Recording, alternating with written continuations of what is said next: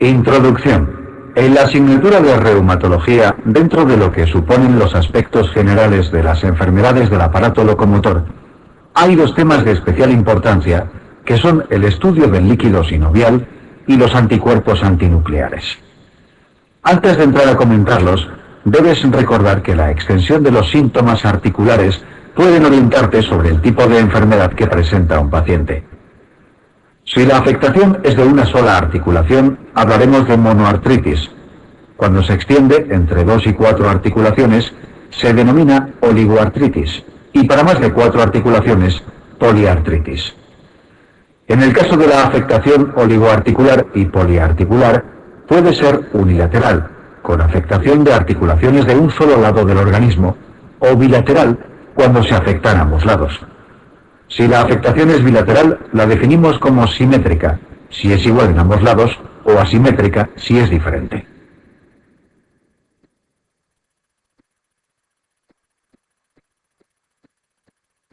Ejemplos característicos de monoartritis son la artritis séptica aguda o la artritis por microcristales, por ejemplo, de ácido úrico.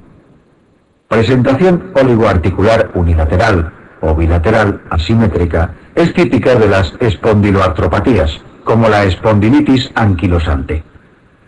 Por último, la artritis reumatoide se suele presentar como una poliartritis bilateral y simétrica. Finalmente, debes tener en cuenta que los procesos inflamatorios agudos se definen como aquellos que tienen una duración inferior a 6 semanas y crónicos los que superan este tiempo. El estudio del líquido sinovial es un arma importante para el diagnóstico de las enfermedades articulares que producen derrame articular. La indicación más importante para realizar una artrocentesis y estudiar el líquido sinovial es la monoartritis aguda, ya que en estos pacientes podemos encontrar casos de artritis séptica que requieren un diagnóstico inmediato y un tratamiento precoz. El líquido sinovial puede ser de 3 tipos, como puedes observar en la tabla. El líquido no inflamatorio es similar al líquido articular normal. Tiene aspecto claro, alta viscosidad por la elevada concentración de ácido hialurónico, presenta pocas células, menos de 3000 por milímetro cúbico, siendo la glucosa igual que la del plasma. Las proteínas son 1/4 parte de las que vemos en plasma, es decir, unos 2 gramos por decilitro. La enfermedad más característica que produce un líquido no inflamatorio es la artrosis. El líquido inflamatorio pierde las características de normalidad que hemos comentado previamente. Su aspecto es turbio, amarillento, con baja viscosidad al dominar otras proteínas respecto al ácido hialurónico. Tiene una celularidad de 3000 y 50.000 células con predominio de polimorfonucleares. La glucosa es normal o algo descendida y las proteínas aumentan. Cualquier enfermedad que produzca inflamación de la membrana sinovial, como la artritis reumatoide, las espondiloartropatías o las artritis por microcristales, nos pueden dar un líquido de las características comentadas. Por último, el líquido infeccioso, correspondiente a infecciones bacterianas agudas, tiene un aspecto opaco con baja viscosidad, más de 50.000 células con glucosa descendida y elevación de proteínas. Además de las características globales que acabamos de comentar del líquido sinovial, existen 2 exámenes del mismo muy importantes. el estudio microbiológico y la detección de microcristales en el microscopio de luz polarizada. El estudio microbiológico nos permitirá confirmar el diagnóstico de artritis séptica y la visualización de microcristales nos confirma el de una artritis por microcristales.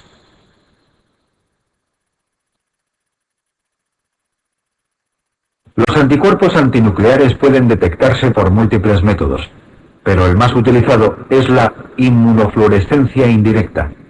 Su aparición a títulos altos es característica de enfermedades como el lupus eritematoso sistémico, lupus por fármacos, enfermedad mixta del tejido conectivo y la esclerodermia. Dentro de los anticuerpos antinucleares, los anti-DMA de cadena simple son poco específicos de ninguna enfermedad, mientras que los de doble cadena, también llamados bicatenarios, son muy específicos del lupus eritematoso sistémico. Los anti-SM también son muy específicos del lupus. Los anti-RNP aparecen como marcador de la enfermedad mixta del tejido conectivo, y los anti-histona los encontramos en el lupus eritematoso sistémico y en el lupus inducido por fármacos. Los anticuerpos anti-RO y anti-LA se describen en el lupus eritematoso y en el síndrome de Sjögren. Y los antifosfolípidos se asocian a la aparición de trombosis y abortos de repetición.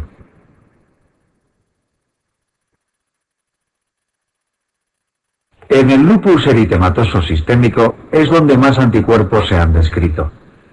Encontramos anticuerpos contra las distintas células hemáticas, anticuerpos antineuronales y contra los ribosomas.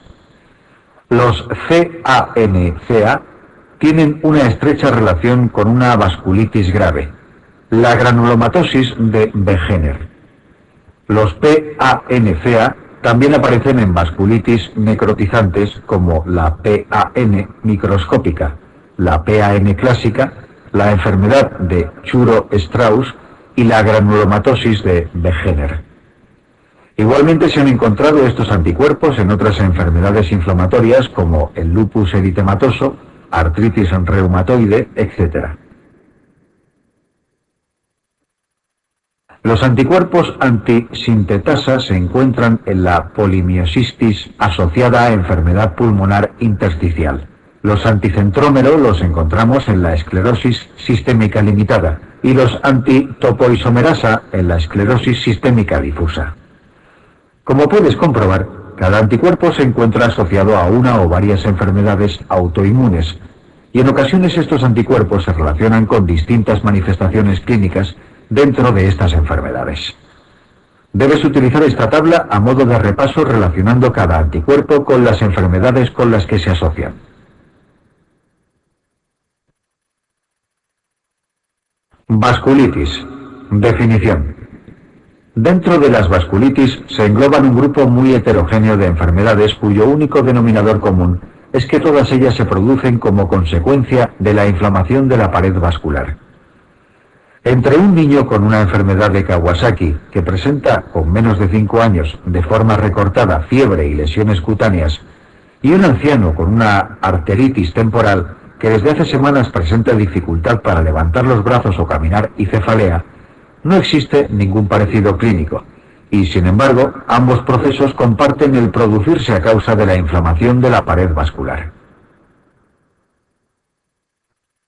Esta diversidad también afecta al pronóstico, ya coexisten en este grupo de enfermedades procesos graves como la vasculitis necrotizante sistémicas que requieren tratamientos agresivos, con cuadros como la vasculitis predominantemente cutáneas que incluso sin tratamiento tienen un pronóstico excelente.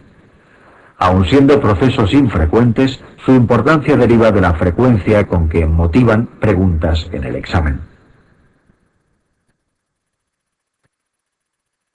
Clasificación. Existen diferentes clasificaciones de las vasculitis dependiendo de que se realicen en función del tamaño del vaso afectado, el mecanismo de producción o incluso las manifestaciones clínicas. Todas estas clasificaciones son arbitrarias y varían de un texto a otro, por lo que únicamente la consideraremos un mero índice de los apartados que se incluyen en el tema. Patogenia. Aún no siendo perfectamente conocida, existen bastantes evidencias de que las vasculitis se producen mayoritariamente por diferentes mecanismos inmunes. Así, en la panarteritis nodosa clásica se producen depósitos de inmunocomplejos en la pared vascular. En la granulomatosis de Wegener, los ANCA, anticuerpos anticitoplasma de los neutrófilos, juegan un papel evidente, e incluso la inmunidad celular y los mecanismos de hipersensibilidad retardada están implicados en procesos como la arteritis temporal. Diagnóstico. En la mayoría de los casos se lleva a cabo histológicamente para objetivar la inflamación de la pared vascular que la produce. Ocasionalmente el diagnóstico es clínico, como ocurre en la enfermedad de Behçet o el Kawasaki, o incluso por arteriografía, como a menudo ocurre en la enfermedad de Takayasu.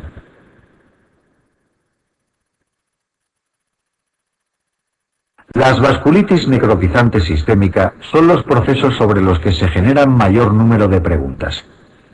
Entre ellos, el paradigma es la panarteritis nudosa clásica, con la que compararemos el resto de las entidades. De una vasculitis debemos conocer tres cosas: las manifestaciones clínicas, los hallazgos anatomopatológicos y alguna peculiaridad. La panarteritis nodosa es un proceso sistémico donde casi todos los pacientes presentan manifestaciones vagas como astenia, anorexia, pérdida de peso y febrícula.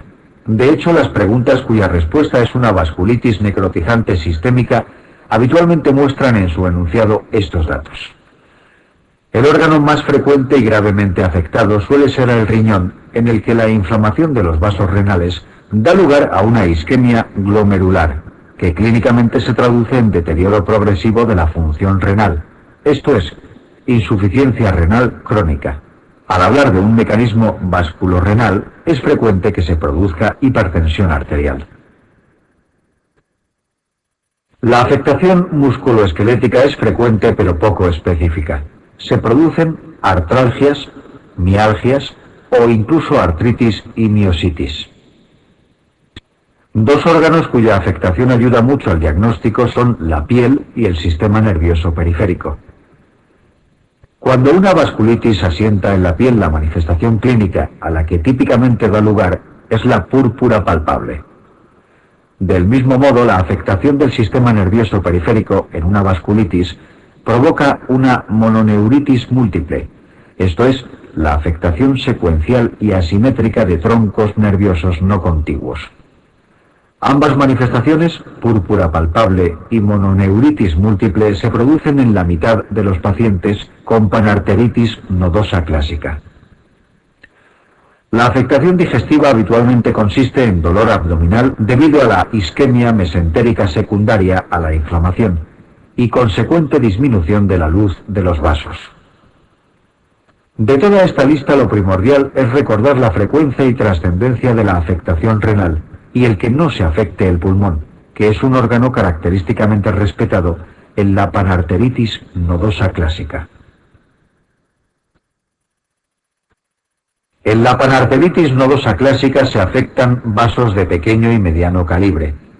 Esto es, de las arteriolas para arriba, y por lo tanto no se afectan ni los capilares ni las vénulas.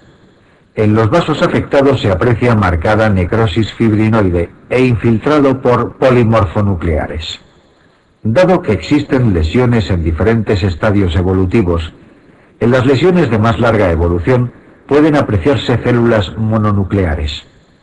Tan importante como lo que presentan es aquello que no debemos encontrar. En la panarteritis nodosa no encontramos ni una cantidad significativa de eosinófilos, ni células gigantes, ni granulomas. PAN clásica, patología. Además, en la panarteritis nodosa clásica la afectación es parcheada, predominando en las zonas de bifurcación arterial. También es típica la presencia de microaneurismas menores de 1 centímetro, apreciables en la arteriografía del territorio vascular afectado y que son muy características, casi diagnósticas de la enfermedad.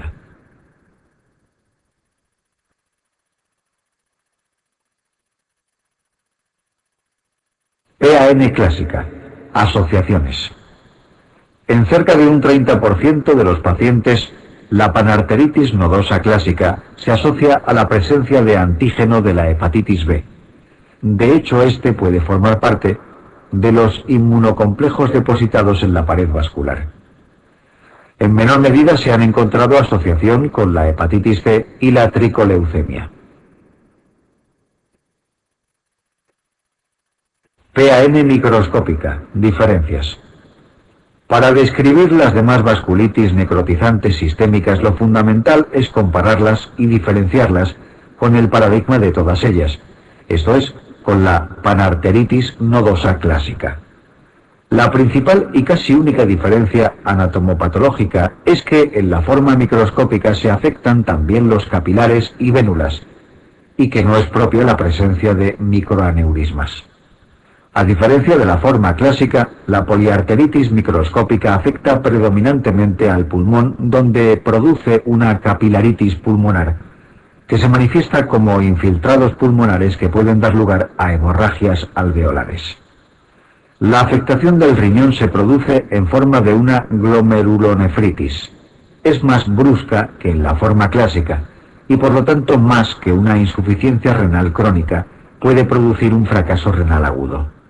La enfermedad se asocia a menudo con los anticuerpos anticitoplasma de los neutrófilos ANCA, tanto con patrón perinuclear PANCA como citoplasmático CANCA.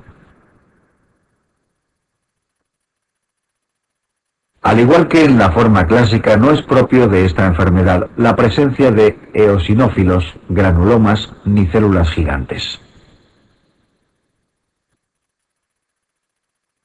La granulomatosis de Churg-Strauss, también denominada angeitis granulomatosa y alérgica, es un proceso inflamatorio sistémico que se localiza en vasos de pequeño y mediano calibre, pero también en capilares y vénulas. El hallazgo anatomopatológico más característico es la presencia de granulomas, aunque también se aprecian eosinófilos y células gigantes. Desde el punto de vista clínico, el órgano más frecuentemente afectado es el pulmón, en el que se aprecian infiltrados bilaterales migratorios no cavitados. La afectación renal es similar pero menos agresiva y frecuente que en las demás vasculitis necrotizantes sistémicas, lo que hace que sea el cuadro de mejor pronóstico dentro de ellas. Churg-Strauss. Peculiaridades. Hay tres rasgos característicos de este cuadro que a menudo se reflejan en el enunciado de las preguntas relacionadas con este tema. La presencia de eosinofilia en sangre periférica, más de 1000 eosinófilos por mililitro cúbico, el antecedente de algún tipo de alergia y la clínica de asma. La principal diferencia anatomopatológica con las vasculitis descritas previamente es la presencia de granulomas, células gigante e infiltrado de eosinófilos. La enfermedad de Wegener afecta predominantemente a tres órganos: vía respiratoria superior, pulmón, riñón.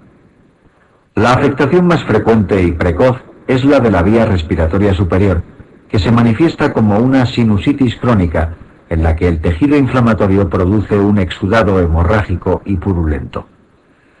Este tejido inflamatorio tiene un carácter localmente agresivo, pudiendo destruir el tabique nasal, lo que originaría una nariz en silla de montar, u obstruir la trompa de Eustaquio, y dar lugar a una otitis media.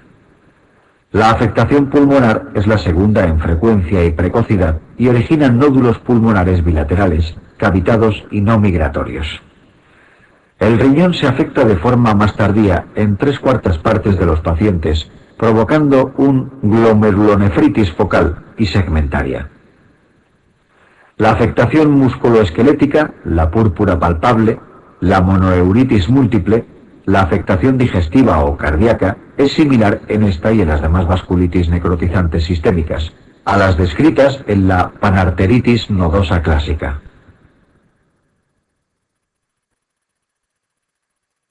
Los vasos prioritariamente afectados en el Wegener son los de menor calibre, y el hallazgo histológico fundamental es la presencia de granulomas. La localización donde estos hallazgos son más constantes es el pulmón, que es por tanto la ubicación óptima para el diagnóstico histológico. En la vía respiratoria superior puede apreciarse inflamación granulomatosa sin vasculitis, y por el contrario en el riñón no suelen encontrarse granulomas. Los anticuerpos dirigidos frente al citoplasma de los neutrófilos pueden mostrar en la inmunofluorescencia un patrón de captación alrededor del núcleo, perinuclear PANCA, o difusa y groseramente por todo el citoplasma, patrón citoplasmático CANCA. Los PANCAS suelen estar dirigidos frente a la mieloperoxidasa o la elactasa, mientras que los CANCAS van dirigidos frente a la proteinasa 3. Los PANCAS aparecen en diferentes vasculitis, enfermedad inflamatoria intestinal, conectivopatías e infecciones, y por lo tanto su presencia no nos va a ayudar demasiado en el diagnóstico. Sin embargo, los CANCA son muy sensibles y específicos de la enfermedad de Wegener. Que sean muy sensibles quiere decir que casi todos los enfermos con Wegener tienen CANCAS. Que sean muy específicos quiere decir que en raras circunstancias, fuera del Wegener, los encontraremos. Por citar algunas de ellas, la poliarteritis microscópica, alguna glomerulonefritis y una rara enfermedad autoinmune denominada policondritis recidivante.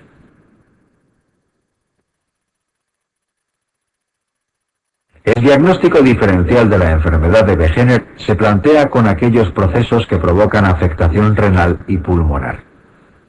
La granulomatosis de Churg-Strauss presenta eosinofilia en sangre periférica y nódulos pulmonares que no suelen estar cavitados y son migratorios, además de no asociarse a los CANCAS. La poliarteritis microscópica no muestra granulomas. En el lupus eritematoso sistémico existen siempre anticuerpos antinucleares y a menudo anti-DNA, que no son propios del Wegener. En el Gould-Pasteur no hay afectación de la vía respiratoria superior y se encuentran anticuerpos antimembrana basal. La arteritis de Takayasu y la arteritis de la temporal son las dos vasculitis que afectan a vasos de gran calibre. La arteritis de Takayasu, en concreto, afecta a los vasos de mayor calibre del organismo. El vaso más comúnmente afectado es la arteria subclavias, de donde se deriva uno de los síntomas típicos de la enfermedad: la claudicación de miembros superiores y la ausencia de pulso radial. El síntoma más frecuente es, no obstante, los fenómenos isquémicos transitorios, o no, del sistema nervioso central, que se deben a la afectación de otra arteria frecuentemente implicada, la carótida. La enfermedad se denomina en ocasiones síndrome del arco aórtico porque en el callado en común la afectación que sí alcanza a la raíz aórtica puede producir una insuficiencia aórtica. Dado el tamaño de los vasos afectados, el diagnóstico no es histológico, sino por arteriografía.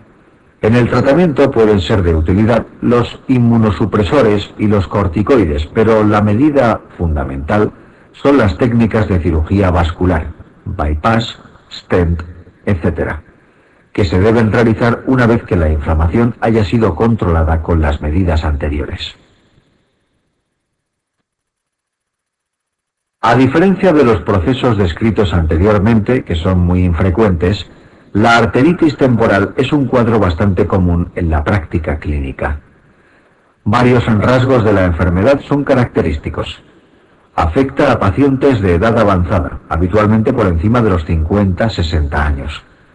Las manifestaciones clínicas son también típicas. El síntoma más común es la cefalea, que es de reciente comienzo y con mala respuesta a los analgésicos habituales. La presencia de dolor facial, en ocasiones referido como claudicación mandibular, es otro hallazgo clínico común. La manifestación más grave y que condiciona el tratamiento es la pérdida de visión transitoria o establecida debido a una neuritis óptica isquémica. A menudo sobre el lecho de la arteria afectada se aprecian signos inflamatorios como eritema, tortuosidad, ausencia de pulso, dolor a la palpación o nódulos subcutáneos. La mitad de los pacientes tienen síntomas de polimialgia reumática, dolor y rigidez en cinturas escapular y pélvica. Desde el punto de vista analítico es frecuentísima la marcada elevación de la velocidad de sedimentación globular, la anemia de trastornos crónicos y las alteraciones de la bioquímica hepática, especialmente de la fosfatasa alcalina. A pesar de que en ocasiones el cuadro clínico es muy característico, el diagnóstico es histológico y se requiere una cantidad de tejido amplia para evitar los falsos negativos.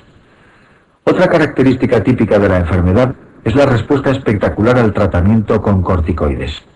Se administran dosis altas de corticoides, 1 miligramo por kilo y día, que además de proporcionar un inmediato alivio de la sintomatología, previenen las complicaciones oculares graves. Vasculitis predominantemente cutáneas. Las vasculitis que describimos a continuación refieren diferentes denominaciones. Probablemente la más correcta sea la de predominantemente cutáneas, ya que siempre afectan a la piel en forma de una púrpura palpable y no suelen afectar a otros órganos. En ocasiones se denominan vasculitis leucocitoclásicas para hacer referencia a su principal hallazgo histológico, que es la presencia de restos de núcleos de células polimorfonucleares en la pared vascular de los vasos de menor calibre, capilares y vénulas. Otra denominación probablemente incorrecta pero muy extendida es la vasculitis de hipersensibilidad, ya que en ocasiones se aprecia este tipo de vasculitis tras el contacto con un antígeno exógeno, como es el caso de las púrpuras que acompañan a algunas infecciones, mononucleosis, endocarditis bacteriana subaguda, o al consumo de algún fármaco, alopurinol, tiacidas. Sin embargo, en patologías en las que no se conoce la participación de ningún antígeno exógeno, como son algunas conectivopatías, artritis reumatoide, síndrome de Sjögren, lupus eritematoso sistémico o procesos linfoproliferativos, es frecuente encontrar este tipo de vasculitis cutánea. La púrpura de Schoenlein-Enoch comparte varios rasgos con este tipo de vasculitis predominantemente cutáneas. Siempre produce afectación cutánea en forma de púrpura palpable. Comparten la misma histología y un pronóstico excelente, pero a diferencia de estas, en el Schoenlein-Enoch encontramos participación visceral, digestiva en forma de dolor abdominal cólico, articular como artromialgias, o incluso artritis migratoria no erosiva de grandes articulaciones y afectación renal con alteraciones del sedimento urinario, proteinuria y, en el peor de los casos, deterioro de la función renal. La enfermedad de Schoenlein-Enoch, también llamada púrpura anafilactoide, se ve principalmente en la edad pediátrica. Parece ser producida por medio del depósito de inmunocomplejos en los que el anticuerpo sería IgA, inmunoglobulina A. Y entre los diferentes antígenos posibles podrían implicarse algunos agentes infecciosos. El diagnóstico es clínico y el tratamiento, en caso de ser preciso, se realiza con corticoides a dosis altas que están indicados frente a las manifestaciones digestivas y articulares y probablemente las renales. Vasculitis predominantemente cutánea idiopática. Es la vasculitis más frecuente.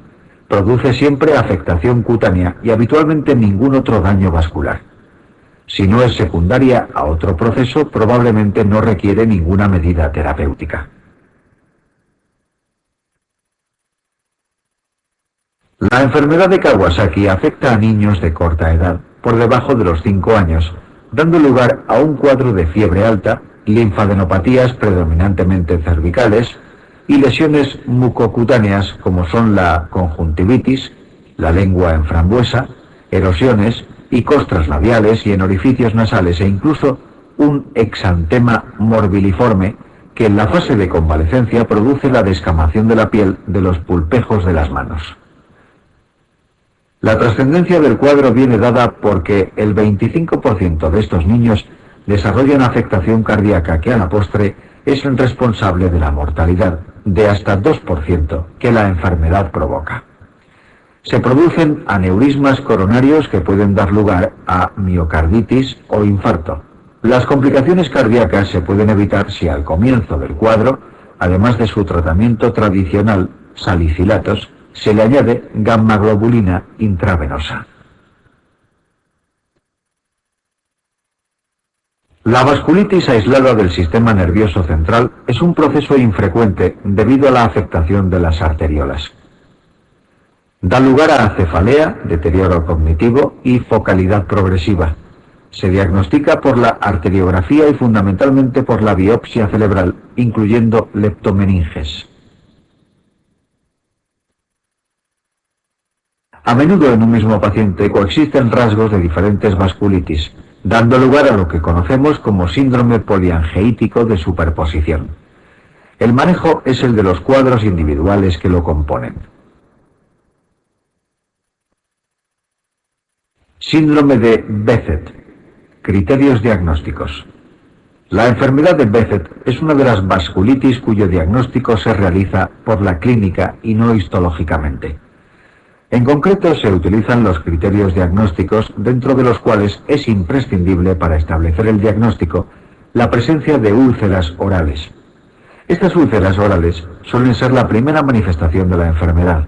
Son muy dolorosas, aparecen en cualquier punto de la cavidad oral y curan sin dejar cicatriz. Sin embargo, el dato más trascendente es que aparecen en todos los casos de la enfermedad. Para establecer el diagnóstico es necesario que junto a este criterio ineludible se presenten dos de entre los 4 siguientes criterios. La presencia de úlceras genitales, que no son tan frecuentes ni tan clínicamente evidentes como las genitales, la presencia de alguna de las lesiones cutáneas que aparecen en la enfermedad, como la foliculitis o la paniculitis. Lesiones oculares como la uveitis, siendo la posterior la más grave, y la que requiere tratamiento más agresivo. El fenómeno de patergia es el desarrollo de una pústula tras la inyección de suero salino. Al margen de las manifestaciones que utilizamos para el diagnóstico en el Behçet, se producen otras manifestaciones como la afectación articular en forma de una oligoartritis no erosiva predominantemente en miembros inferiores. De la misma forma que se producen lesiones inflamatorias, úlceras, en la cavidad oral, también pueden encontrarse lesiones inflamatorias en cualquier punto del tubo digestivo, preferentemente en la región ileal. La afectación cerebral de la enfermedad de Behçet se debe a una meningitis crónica linfocitaria. También se producen tromboflebitis o trombosis venosa profunda. El tratamiento de la enfermedad de Behçet depende de la gravedad de las manifestaciones que se presenten. Las úlceras orales se controlan con corticoides tópicos, colchicina o pentosifilina. La afectación articular se maneja con antiinflamatorios no esteroideos. La participación intestinal se controla con corticoides a la dosis mínima eficaz.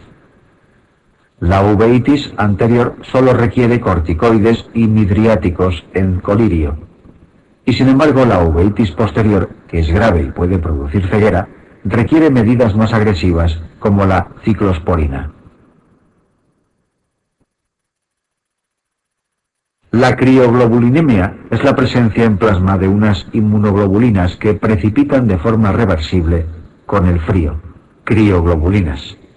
En función de que encontremos un único tipo o más de un tipo de inmunoglobulinas, se clasifican en tipo 1, 2, 3. A nivel práctico interesa recordar que en la crioglobulinemia tipo 1 encontramos un único tipo de inmunoglobulina, de carácter monoclonal, y la encontramos en algunos procesos hematológicos. Las crioglobulinemias tipo 2 y 3, por presentar dos tipos diferentes de inmunoglobulinas, se denominan crioglobulinemia mixta, y hoy sabemos que la inmensa mayoría de esos casos se debe a la infección por el virus de la hepatitis C.